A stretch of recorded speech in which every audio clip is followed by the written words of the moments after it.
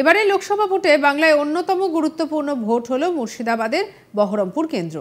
এখানে কংগ্রেসের বেতাজ বাদশাহ অধীর রঞ্জন চৌধুরী। বহরমপুরে এতদিন অন্য প্রতীকে দাঁড়ানো কার্যত নিয়ম রক্ষা বলেই ভাবা হতো। সেই ধারণাকে খানিক বদলেছে 2024 সালে। তৃণমূলের হয়ে দাঁড়িয়েছেন ইউসুফ পাঠান। রাজনৈতিক ক্যারিয়ারে প্রথমবার সংখ্যালঘু প্রার্থীর মুখোমুখি কংগ্রেস লোকসভার দলনেতা। অপরদিকে বিজেপিও এলাকায় প্রতিষ্ঠিত চিকিৎসক নির্মল কুমার সাহাকে দাঁড় করিয়ে অধীরকে চ্যালেঞ্জ ছুড়েছে। অধীর ম্যাজিক কি তবে একটু ফিকে? এবার বেশিরভাগ মানুষ বলছে যে লড়াইটা কঠিন ঠিকই, তবে অধীরের জায়গাতেই।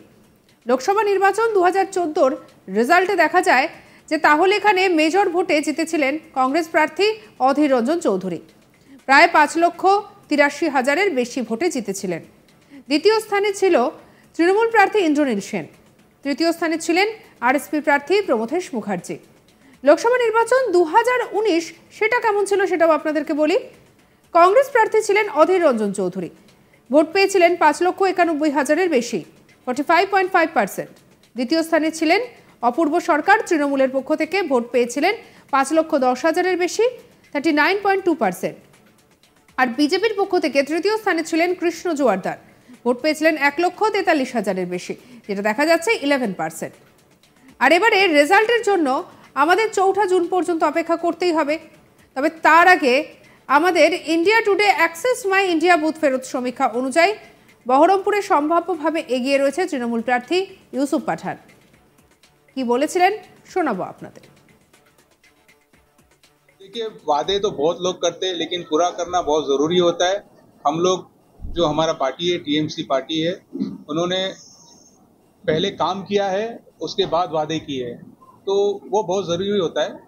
वादा करना और वादों को पूरा करना आसान काम नहीं होता है, लेकिन टीएमसी पार्टी ने और ममता बनर्जी और अभिषेक बनर्जी ने जो काम किया है ग्राउंड लेवल पे, जो गरीबों के लिए काम किया है, उसकी बहुत तारीफ करनी होगी, सराहनीय है वो। क्योंकि देखिए, इनके लिए जो 1000 रुपीज़ था SC के लिए, उसको बढ़ा के 1200 रुपये कर दिया।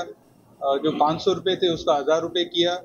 और साथ साथ में जो दूसरी जो स्कीम होती है जो लड़कियों को पढ़ाने के लिए, वो एक टाइम में 25,000 रुपये उनको दिए जाते हैं कि उसको ग्रेजुएशन के लिए भी उसको आसानी हो। तो ये सारी चीज़ें ममता बनर्जी और उनकी सरकार ने की है। और दूसरी चीज़ ये है कि जो राशन होता है वो भी फ्री में उनको दिया जाता है। राइस, गेहूं, तो वो बहुत ज़रूरी होता है एक घर चलाने के लिए, एक लेडीज़ के लिए वो बहुत ज़रूरी होता है कि उसको राशन भी अगर गवर्नमेंट देती है तो बहुत आसरा हो जाता है। दूसरी जो चीज़ें हैं घर चलाने के लिए, क्योंकि खाना एक ऐसी चीज़ है कि 2 टाइम पे अगर खाना अच्छे से मिलता है तो दूसरी चीज़ें आसान हो जाती है घर चलाने के लिए। तो ये सारी चीज़ें भी की है। तो हम लोग कटिबद्ध है ये सारी चीज़ें करने के लिए, काम करने के लिए। हम सिर्फ वादे नहीं, তবে যা বলছি সবটাই সমীক্ষায় উঠে আসা রিপোর্টের ভিত্তিতে। তবে আমরা বলছি না যে তৃণমূল জিতছে, সম্ভাব্য এগিয়ে রয়েছে তৃণমূল প্রার্থী, আমরা বলছি এটাই। আর এদিকে আমাদের কালী গোপাল ঠাকুরের কি রিপোর্ট দেখাবো। 2024 লোকসভা নির্বাচনের চূড়ান্ত ফল বেরোতে চলেছে 4 জুন। আর এই লোকসভা নির্বাচনের চূড়ান্ত ফলের আগে আজ তাক অ্যাক্সেস মাই ইন্ডিয়া বুথ ফেরত সমীক্ষায় উঠে আসলো মুর্শিদাবাদ লোকসভা কেন্দ্রের টিএমসি অনেকটাই এগিয়ে রয়েছে। আর এই বুথ ফেরত সমীক্ষার যে বিষয়গুলি উঠে আসছে তা নিয়েই আপনাদের সামনে ব্যাখ্যা করব বা বলবো এই প্রসঙ্গে। মূলত বিষয় হচ্ছে যে মুর্শিদাবাদ লোকসভা কেন্দ্র রয়েছে, এই লোকসভা কেন্দ্রের গত লোকসভার নির্বাচনে অর্থাৎ 19-এ আবু তাহের খান এই লোকসভা নির্বাচনের প্রার্থী হয়েছিলেন তৃণমূল কংগ্রেস থেকে এবং জয়লাভ করেছিলেন প্রায় 2 লক্ষাধিক ভোটে, অর্থাৎ 2,26,000 প্রায় ভোটে তিনি জয়ী হয়েছিলেন। এবং এই লোকসভা কেন্দ্রের 2024-এর যিনি সিপিআইএমের প্রার্থী রয়েছেন অর্থাৎ জোট প্রার্থী রয়েছেন, রাজ্যের রাজনীতির অন্যতম মুখ মোহাম্মদ সেলিম, যিনি সিপিআইএমের রাজ্য সম্পাদক রয়েছেন এই মুহূর্তে, এবং তিনি এবারের রাজ্য রাজনীতির একটি গুরুত্বপূর্ণ মুখ উঠে এসেছে এই মুর্শিদাবাদ লোকসভা কেন্দ্রে। অন্যদিকে যদি লক্ষ্য করি তাহলে বিজেপির এই লোকসভা কেন্দ্রের একটি গুরুত্বপূর্ণ বিধানসভা হচ্ছে মুর্শিদাবাদ বিধানসভা। আর এই মুর্শিদাবাদ বিধানসভার একটি বিধানসভা দখলে রয়েছে বিজেপির, যিনি গৌরীশঙ্কর ঘোষ এই বিধানসভা কেন্দ্রের বিধায়ক। এই বিধায়কও এবছর লোকসভা কেন্দ্রের প্রার্থী হয়েছেন। পাশাপাশি আমরা যদি দেখি যে এই মুর্শিদাবাদ লোকসভা কেন্দ্রের গুরুত্বপূর্ণ মুখ উঠে এসেছে মোহাম্মদ সেলিমের, যিনি ভালো লড়াই দেবেন বলে মনে করছেন বর্তমান যিনি বিদায়ী সাংসদ রয়েছেন আবু তাহের খানকে। তো এই আবু তাহের খানের এই 7টি বিধানসভার মধ্যে একটি বিধানসভা বিজেপির দখলে গেলেও এই 6টি বিধানসভায় ভালো সাংগঠনিক শক্তি রয়েছে রাজ্যের শাসক দল অর্থাৎ তৃণমূল কংগ্রেসের। তাই সাংগঠনিক দিক থেকে অনেকটাই এগিয়ে রয়েছেন আবু তাহের খান। অন্যদিকে মুসলিম ভোটের সংখ্যা প্রায় 67% কাছাকাছি হলে বিজেপির সেই রকম অনুরূপ ভোট ব্যাংক করতে পারেনি বলে প্রাথমিকভাবে মনে করা হচ্ছে।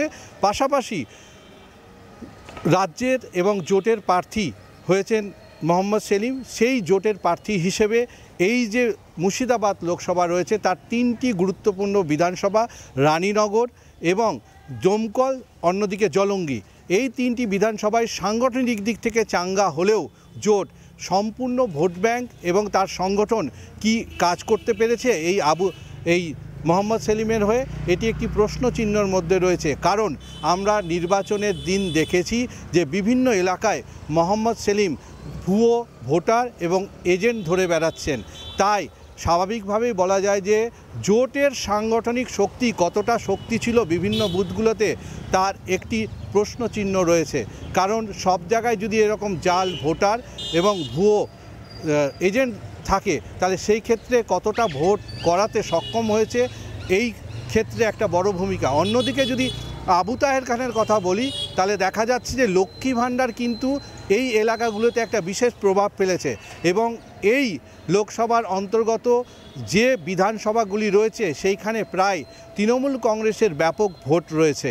তৃণমূল কংগ্রেসের যদি আমরা লক্ষ্য করি যে গত বিধানসভা ভোটে 21-এ আশা অনুরূপ এবং রেকর্ড সংখ্যক রাজ্যের মধ্যে ভোট ছিল ভগবানগোলা বিধানসভায়, যেখান থেকে ইদ্রিস আলী যিনি ইতিমধ্যে প্রয়াত হয়েছেন সেই কেন্দ্রেও এবার লোকসভার সাথে উপনির্বাচন হচ্ছে এবং সেইখান থেকেও ব্যাপক লিড এসেছিল তৃণমূল কংগ্রেসের। তো সাংগঠনিক দিক থেকে অনেকটাই চাঙ্গা রয়েছেন এবং লক্ষ্মী ভাণ্ডার যার গুরুত্বপূর্ণ ভূমিকা রয়েছে মহিলাদের ভোটদানের ক্ষেত্রে। এই মহিলা ভোটদানের ক্ষেত্রে যেখানে দেখা গেছে যে নির্বাচনের বেশ কিছুদিন আগে যেখানে 500 টাকা করে মহিলারা লক্ষ্মী ভাণ্ডারের টাকা পেতেন সেখানে সেই টাকাটা বেড়ে 1000 টাকা হয়েছে।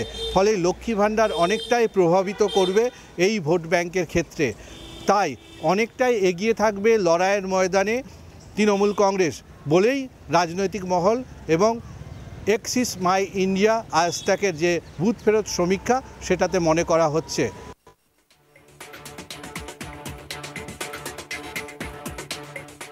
সঙ্গে রাখুন আজ তাক বাংলাকে অন্যান্য খবরের জন্য সাবস্ক্রাইব করতে ভুলবেন না।